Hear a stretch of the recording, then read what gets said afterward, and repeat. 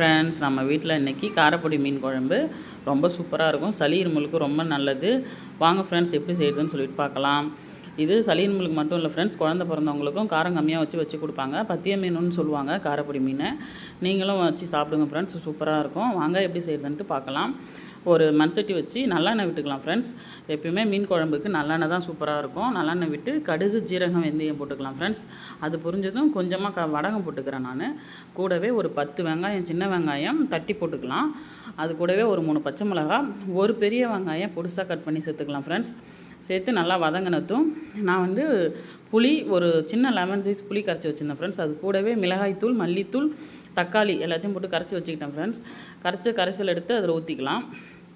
ஊற்றி நல்லா கொதிச்சிட்டும். ஒரு 75% கொதித்த உடனே மிளகு, பூண்டு, ஜீரகம் 3 அதுதான் ஃப்ரெண்ட்ஸ் இந்த குழம்புக்கு மெயின். 3 நல்லா அரைச்சி வச்சுக்கலாம். அரைச்சி அது கூட கலந்து ஒரு 5 நிமிஷம் கொதித்த பிறகு மீனை சேர்த்துக்கலாம் ஃப்ரெண்ட்ஸ். நான் அதை வீடியோவில் காட்ட மறந்துட்டேன். ஆனால் அதுதான் அந்த குழம்புக்கு டேஸ்ட்டு சூப்பராக இருக்கும். கண்டிப்பாக மிளகு, ஜீரகம், பூண்டு லாஸ்ட்டாக அரைச்சி சேர்த்துக்கணும் ஃப்ரெண்ட்ஸ். சேர்த்துக்கிட்டு கொதித்த பிறகு மீனை போட்டுக்கலாம். மீன் போட்டு ஒரு 5 நிமிஷம் கொதித்த உடனே மல்லி இலை, கருவேப்பிலை தூவி ஆஃப் பண்ணிடலாம் ஃப்ரெண்ட்ஸ். சூப்பராக இருக்கும் குழம்பு. நீங்களும் ட்ரை பண்ணி பாருங்கள். சளி இருமலுக்கு ரொம்ப ரொம்ப நல்லது. ரொம்ப டேஸ்டியாக இருக்கும். ரொம்ப ஹெல்த்தியும் கூட. ட்ரை பண்ணி பாருங்கள் ஃப்ரெண்ட்ஸ். நம்ம வீட்டில் இன்றைக்கி கார மீன் குழம்பும் கூடவே மத்தி மீன் ஃப்ரை பண்ணுறோம் ஃப்ரெண்ட்ஸ். நான் ஏற்கனவே மத்தி மீன் ரெசிபி போட்டிருக்கேன். நீங்களும்